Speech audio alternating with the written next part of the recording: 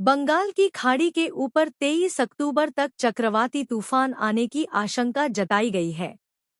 मौसम विज्ञान विभाग (आईएमडी) ने रविवार को कहा कि ओडिशा और पश्चिम बंगाल के तटीय क्षेत्र इस चक्रवाती तूफान की चपेट में आ सकते हैं। बंगाल की खाड़ी में 23 अक्टूबर तक चक्रवाती तूफान आने की आशंका जताई गई है। मौसम विज्ञान विभाग (आईएमडी) ने रविवार को कहा कि ओडिशा और पश्चिम बंगाल के तटीय क्षेत्र इस चक्रवाती तूफान की चपेट में आ सकते हैं। इस दौरान वहां तेज हवा के साथ भारी बारिश की संभावना जताई गई है। आईएमडी ने एक विशेष बुलेटिन जारी कर कहा है कि अगले 24 घंटों के दौरान अंडमान सागर पर बने एक चक्रवाती उच्च प्रभाव के सोमवार तक कम दबाव वाले क्षेत्र में तब्दील होने की आशंका है।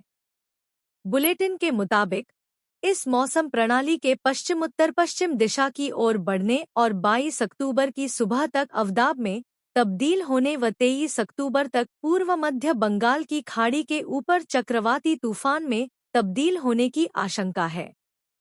चक्रवाती तूफान बंगाल की खाड़ी में उत्तर पश्चिम की ओर बढ़ते हुए 24 अक्टूबर की सुबह तक ओडिशा और पश्चिम बंगाल के तटों से टकरा सकता है।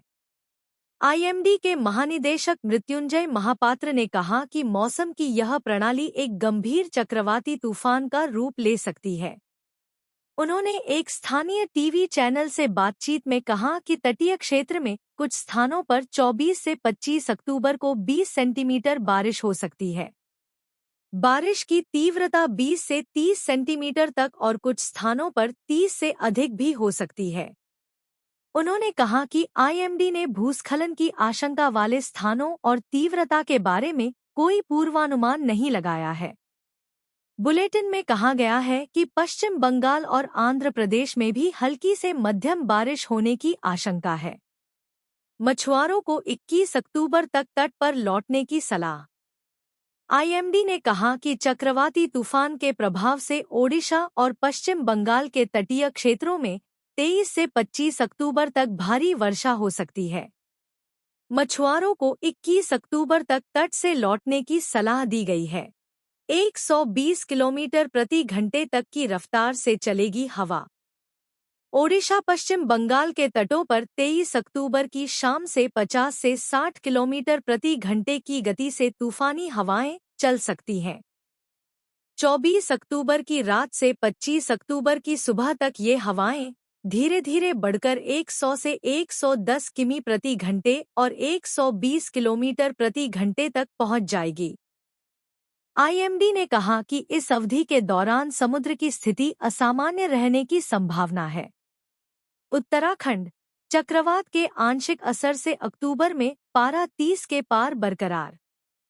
करीब एक सप्ताह पूर्व बंगाल की खाड़ी में उठे चक्रवात का आंशिक असर उत्तराखंड में भी दिख रहा है। इसके चलते बादलों की आवाजाही के बीच अक्टूबर के अंत तक पारे के 30 डिग्री सेल्सियस के पार बने रहने की संभावना है। दिवाली से चलने वाली पछुआ हवाएं लोगों को ठंड का एहसास कराएंगी। जीबी पंत कृषि एवं प्रौद्योगिक विश्वविद्यालय के मौसम वैज्ञानिक डॉ. आर.के. सिंह ने बताया कि दिन में चटक धूप निकलने से वातावरण में नमी की मात्रा घट रही है। साथ ही बंगाल की खाड़ी में आए चक्रवात का भी आंशिक असर उत्तराखंड पर पड़ा है। बताया कि ठंड दो प्रकार से होती है। पहली तब जब पहाड़ों से ठंडी हवाएं नीचे की ओर आती हैं और दूसरी तब जब राजस्थान की ओर से पछुआ हवाएं प्रदेश में आती हैं। यह हवाएं सूखी और बेहद ठंडी होती हैं।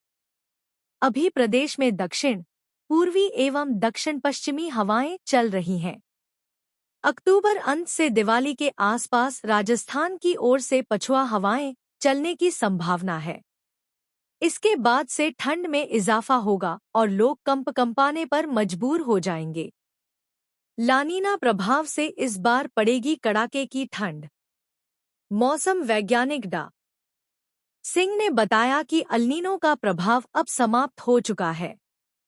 नवंबर में लानीना बनना प्रारंभ होगा, जो दिसंबर अंत तक अपने चरमोत्कर्ष पर पहुंचेगा। इसके चलते इस बार सर्दियों में कड़ाके की ठंड पड़ने की संभावना है। आज पर्वतीय इलाकों में बदलेगा मौसम। प्रदेश के पर्वतीय जिलों में सोमवार को मौसम में बदलाव देखने को मिलेगा। मौसम विज्ञान केंद्र की ओर से उत्तरकाशी, चमोली, रुद्रप्रयाग और पिथौरागढ़ जिले के कुछ इलाकों में हल्की बारिश होने के आसार हैं। पर्वतीय क्षेत्रों में होने वाली बारिश से मैदानी इलाकों में तापमान में गिरावट देखने को मिलेगी। मौसम विज्ञान केंद्र के निदेशक बिक्रम सिंह ने बताया, अक्टूबर में अभी तक दिन के अधिकतम तापमान के साथ न्यूनतम तापमान भी सामान्य है, लेकिन पर्वतीय इलाकों में 21 अक्टूबर को बारिश के आसार हैं।